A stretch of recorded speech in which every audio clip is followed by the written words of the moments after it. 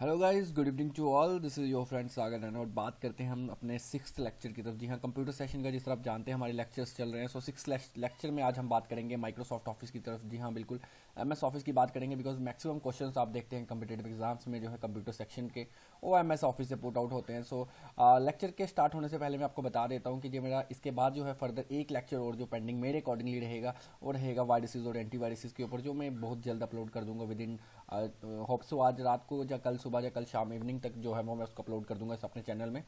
सो अगर आप किसी भी जो मेरे व्यूअर्स या सब्सक्राइबर किसी को अगर किसी और पर्टिकुलर कंप्यूटर के टॉपिक पे पढ़ना है तो प्लीज़ कमेंट बॉक्स में कमेंट कर दीजिएगा। अगर अदरवाइज आप सभी से एक रिक्वेस्ट करूंगा कि आप मेरा जो है इंस्टाग्राम में जेके जॉब्स अपडेट पॉइंट के नाम से जो मेरा अकाउंट है वहाँ पे फॉलो कर दीजिएगा, बिकॉज जितनी नोटिफिकेशंस होती है उसका स्क्रीनशॉट प्लस लिंक जो रहता है वहाँ पे मैं अपलोड करता हूँ टाइमली।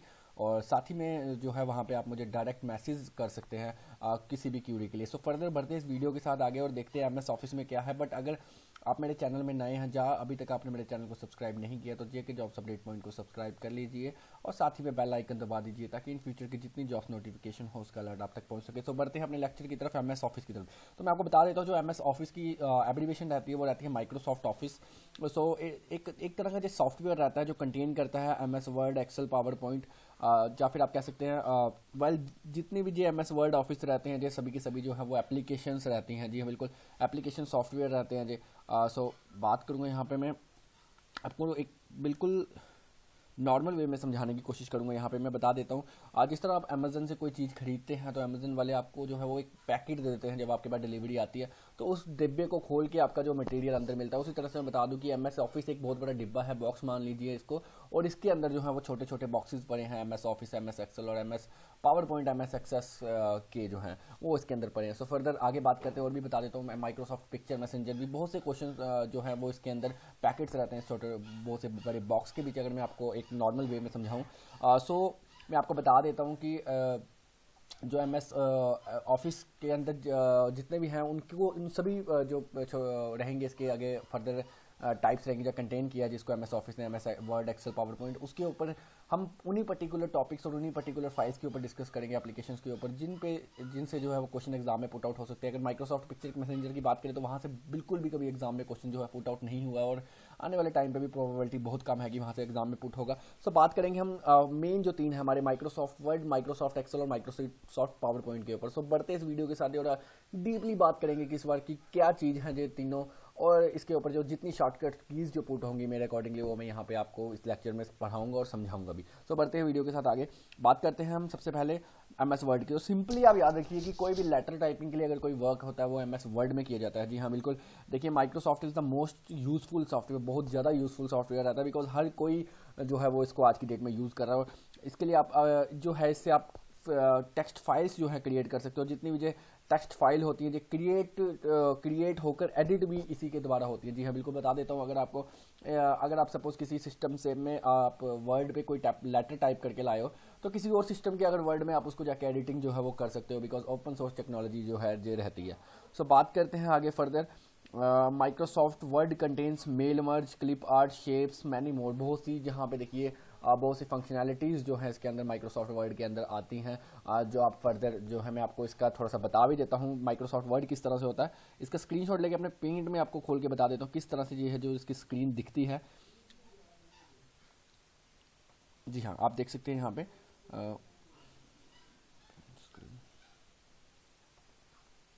सो आप ये देख सकते हैं मेरे, आप इसे अपनी स्क्रीन का प्रिंट लिया है। यहाँ पे आप देख सकते हैं कि जिस तरह की ये जो शेप दिख रही है आपको, ये जो मेरे डेस्कटॉप में व्यू दिख रहा है, ये सारा जो व्यू है ये है माइक्रोसॉफ्ट वर्ड का। जी हाँ बिल्कुल, इस तरह से जो होता है वो माइक्रोसॉफ्ट वर्ड रहता है। सो आगे बढ़ते हैं और फर्दर देखते हैं कि किस तरह के और जो है वो हमें देखने को यहाँ पे वीडियो लेक्चर में मिलेंगे। अगली बात करते हैं एमएस एक्सेल की।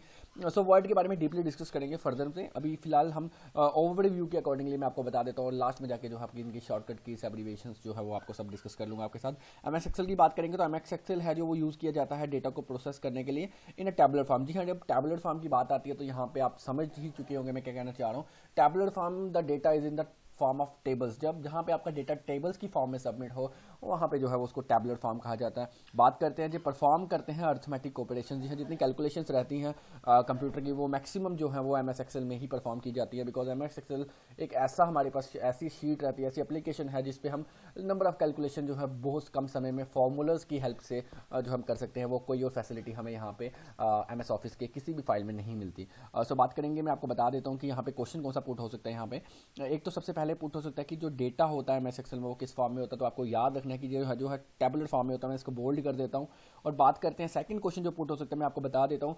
एम एस एक्सेल है वो रोज और कॉलम की कॉम्बिनेशन से बनता है। जी हाँ, रोज और कॉलम्स जो होते हैं वो उसकी फॉर्म से टेबल बनते हैं, टेबल्स की फॉर्म में जो डेटा आपका टेबुलर फॉर्म में स्टोर होता है। बात करेंगे इंटरसेक्शन और रोज और इंटरसेक्शन की, जब भी रोज कॉलम की बात करें, जब भी इनके बीच जो इंटरसेक्शन होती है वो जो है वो सेल को क्रिएट करती है। बहुत बार क्वेश्चन पूछा गया कॉम्पिटिटिव एग्जाम्स में कि intersection of rows and columns are called as dash, तो बहुत से ऑप्शंस आपको दिए जाते हैं। तो कभी भी इन फ्यूचर आप ऐसा क्वेश्चन देखें तो वहाँ पे सेल को जरूर सेलेक्ट कर लीजिएगा, बिकॉज हमेशा रो और कॉलम की इंटरसेक्शन को सेल कहते हैं। मैं आपको प्रैक्टिकली अभी बता दूंगा यहाँ पे किस तरह से क्या चीज़ रहती है।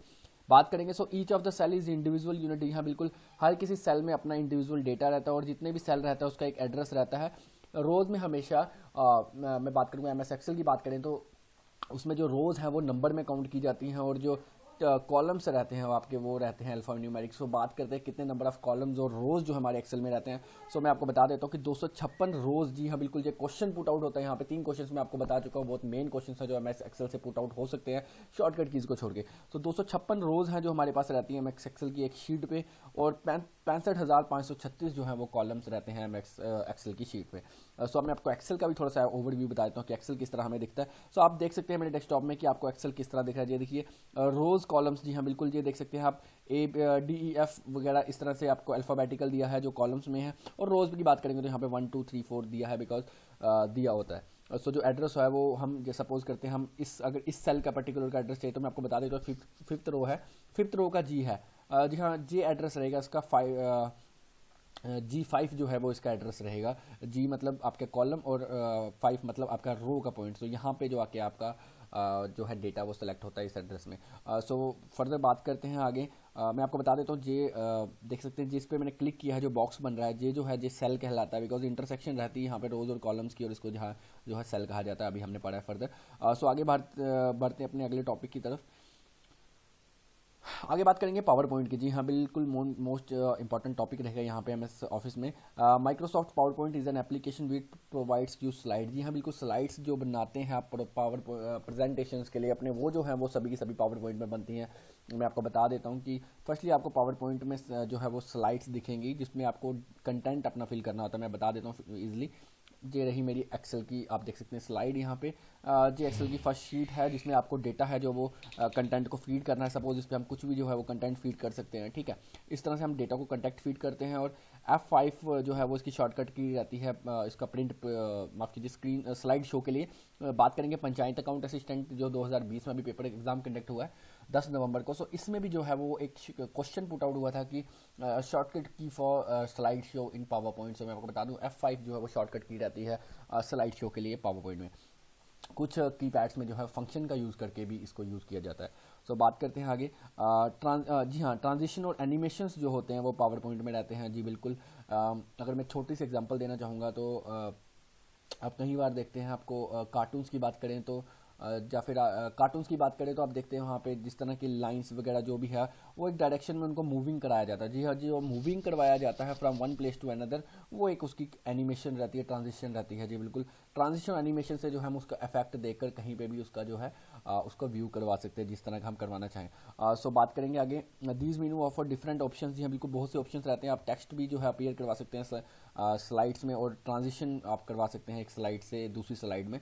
सो बात करेंगे फाइनली स्लाइड शो मेनू है जो वो व्यू रहता है final form of slide show में। जी बिल्कुल, आप स्लाइड शो की बात करेंगे तो स्लाइड शो है वो फाइनली, अब जब आप कंटेंट वगैरह फिल कर देते हैं, ट्रांजिशन कस्टम्स जो भी लगा देते हैं, उसके बाद जो है वो आपके लिए आपकी स्लाइड रेडी हो जाती है स्लाइड शो के लिए। तो मैं आपको बता दी, यहाँ पे देखिए लिख भी दिया है मैंने, जो शॉर्टकट की रहती है स्लाइड शो की वो रहती है 5। पंचायत अकाउंट असिस्टेंट में 1 नंबर का क्वेश्चन जो है वो पुट आउट हुआ था इसमें। तो बात करेंगे एक्सटेंशन की, तो MS वर्ड की जो है एक्सटेंशन वो रहेगी .doc, बिकॉज बहुत से एग्जाम्स में देखा गया है कि एक्सटेंशन के ऊपर भी जो है क्वेश्चन पुट आउट किया जाता है।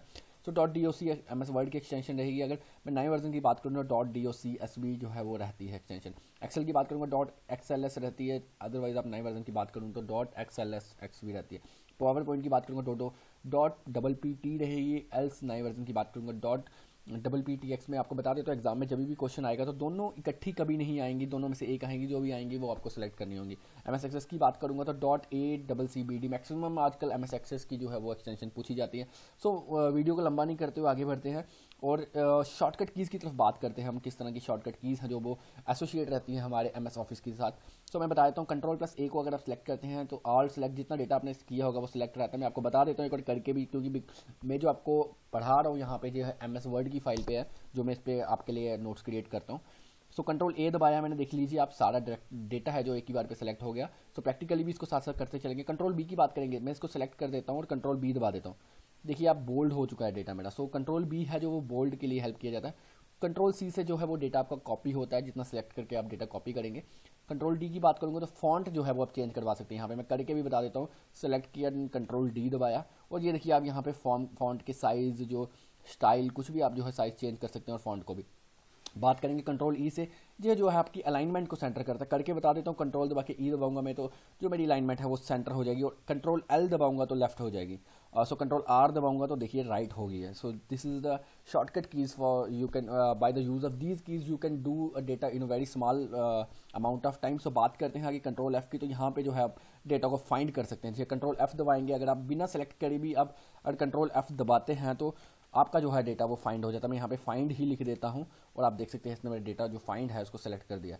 सो बात करेंगे Ctrl+G से, इस पर आप है जो वो नेक्स्ट पेज या नेक्स्ट कंटेंट में भी जा सकते हैं। सो बात करेंगे H से जो है वो डेटा को रिप्लेस कर सकते हैं आप। अगर आपने यहाँ फाइंड लिखा है, फाइंड की जगह आपने सपोज गो लिखना है तो आप इसको जो है वो रिप्लेस कर सकते हैं by the help of Ctrl+H।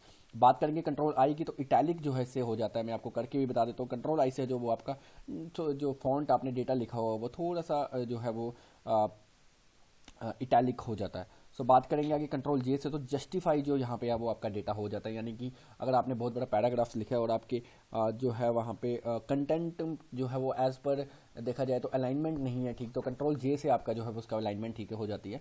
बात करेंगे Ctrl+K से, के से जो है वो आपका हाइपर लिंक जो है डेटा वो हो जाता है। बात करेंगे L से, तो Ctrl+L से मैं आपको ऑलरेडी बता चुका हूँ लेफ्ट, और N से बात करेंगे तो जो आपका न्यू पेज है वो ओपन हो जाता है। O से बात करेंगे जिस फाइल में आप वर्क कर रहे हैं उस फाइल का जो है ओपन खुल जाता है, यानी कि आपने जितनी सेव फाइल्स वहाँ पे रखी होंगी वो उसको आप वहाँ से फैच कर सकते हैं।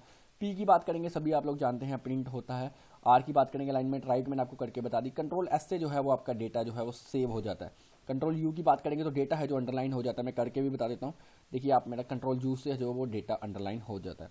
तो बात करेंगे अगर हम जी हाँ, F5 स्लाइड शो भी होता है और रिफ्रेश भी होता है F5 से। अब देखा जाए अगर आप PPT में इसका यूज़ कर रहे हैं तब आपका स्लाइड शो होगा। अगर आप मैनुअली ऐसे यूज़ कर रहे हैं कंप्यूटर तो डेस्कटॉप में है तो आपका जो F5 दबाने से जो रिफ्रेश होगा डेटा सिस्टम।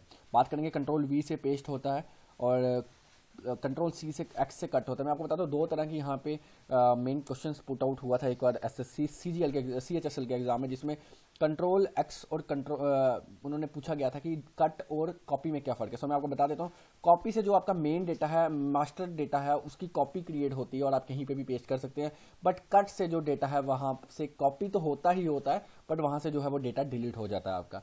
सो Ctrl+Y से रीडो होता है, Ctrl+Z से जो है वो अंडू होता है। सो उस तरह से बात करेंगे Alt+F4 की, तो आपकी जो जितनी एप्लीकेशंस ओपन होती हैं वो क्लोज होती हैं, और Alt+F4 अगर आप कंटिन्यू दबाते हैं आज आपने कोई एप्लीकेशन नहीं खोली है तो जो आपका सिस्टम है वो शटडाउन की जो है वो आपसे कंडीशन पूछी जाती है। बात करेंगे Ctrl+Alt+Delete से, तो इसमें मैं बता देता हूँ टास्क मैनेजर जो हमारा ओपन होता है, और मैक्सिमम जब भी हम देखते हैं हमारा सिस्टम कभी हैंग हो जाए, तो कभी भी आपका सिस्टम हैंग होता है या हॉल्ट होता है तो आप Ctrl+Alt+Delete दबाते हैं तो वो आपका टास्क मैनेजर पूछेगा और आप वहाँ जाके एंड टास्क जैसी करते हैं तो आपका जितने भी टास्क खुले होंगे वो बंद हो जाएगा और आपका सिस्टम जो हैंग है वो आराम से कूल बूटिंग में आ जाएगा।